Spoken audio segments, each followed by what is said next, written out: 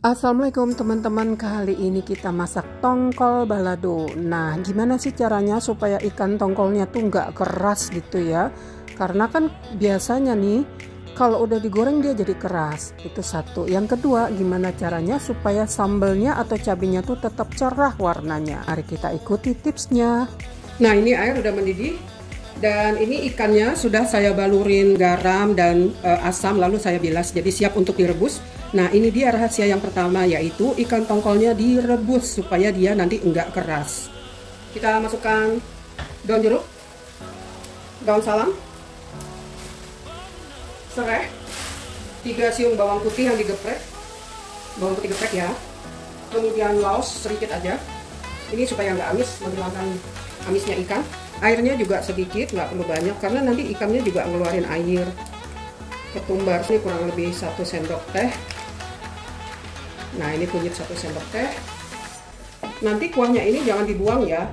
Ini bisa untuk kalau kita lagi ngegoreng sambelnya itu kalau kering, nah kita masukin kuahnya ini. Jadi dia makin gurih. Kita masukkan ikannya.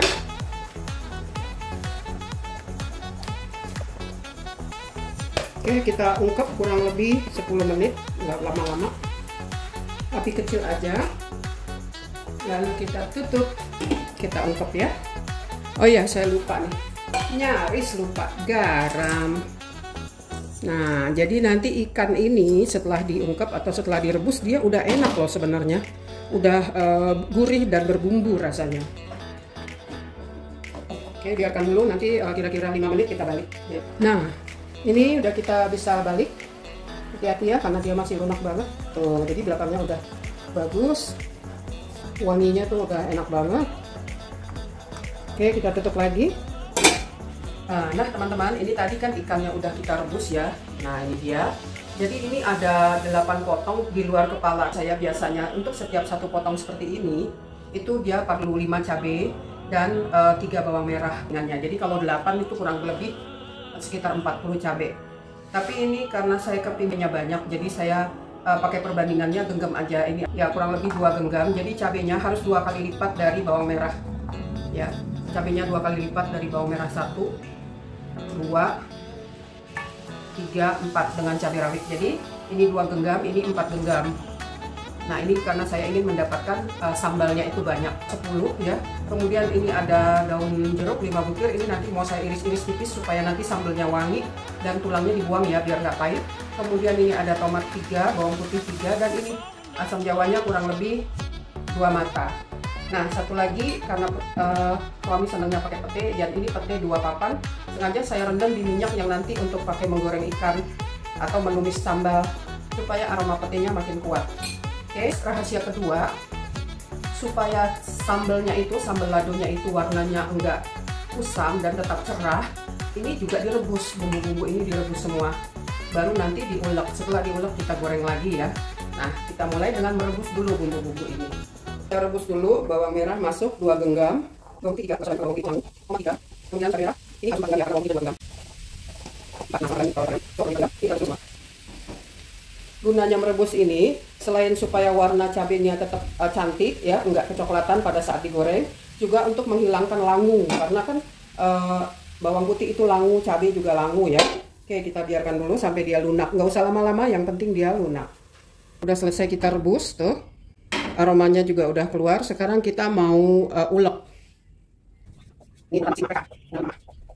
Sambil ini diulek, ikan ini digoreng sampai kuning, nggak usah terlalu lama gorengnya ya, karena udah matang ya. Oh ya, cabai ini kan kalau untuk sambal lado nggak usah halus-halus banget ya, pokoknya asal dia hancur aja.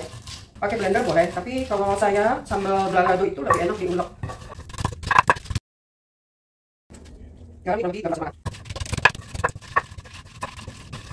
Oke, ikan buat goreng minyak, goreng ikan sudah panas. Saya akan goreng ikannya dulu ya.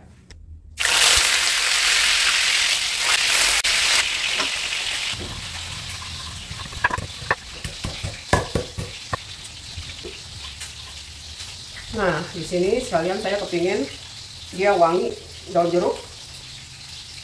Jadi daun jeruknya saya iris tipis.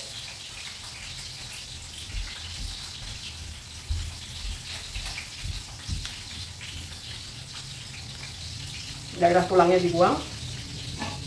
Ini ada 5 lembar daun jeruk. Lebih banyak juga nggak apa-apa. Nah, ini nanti wangi deh, enak.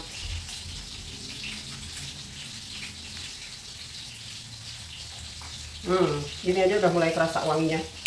Nah, gini digepek aja. Wangi. Nah, jadi banyak ya sambalnya. Asam jawa saya tambahkan sedikit kuah rebusan ikan untuk meleburkan asam jawanya.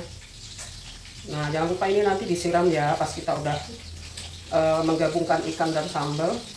Kita selesaikan dulu proses menggoreng ikan, setelah itu baru nanti kita goreng sambalnya. Ini dia ikannya. Jadi harum ikan gorengnya keluar dan udah ada berkulit kekuningan. Nah, itu udah bisa kita angkat ikannya. Nggak usah terlalu sampai coklat banget karena nanti ini kan sebenarnya udah matang ya. Nah, kurang lebih seperti ini ya kematangannya. Jadi ini pas digoreng aroma wanginya ikan goreng itu udah keluar dan nggak perlu sampai coklat-coklat banget gitu ya. Jadi dia tetap lembut dan harum dan warnanya juga cakep kuning gitu ya, nggak kecoklat hitaman. Nah, teman-teman, ini semua ikannya udah kita goreng ya, dan ini ada sisa kepala ikan dan kuahnya ini saya nggak buang, tapi ini nanti kita mau pakai buat masakan lain, jadi ini kita simpan. Biasanya saya bikin ini bisa untuk tauco labu siam, bisa gulai daun singkong, nah itu juga bisa ya. Kita mau tumis bumbunya, pakai minyak yang tadi goreng ikan, minyak agak banyak ya biar enak. Kita masukkan petenya semua aja, asam jawa, kaldu jamur. Udah mulai wangi ya, kita masukkan ikannya. Hati-hati ngaduknya, jangan sampai ikannya hancur. Kita juga tambahkan air rebusan ikan tadi supaya dia makin enak. Nanti kan air ini akan menguap ya. Nah, ya aja gitu, ntar enak ya. Oke, balik-balik supaya dua sisi dapat gurihnya sambal.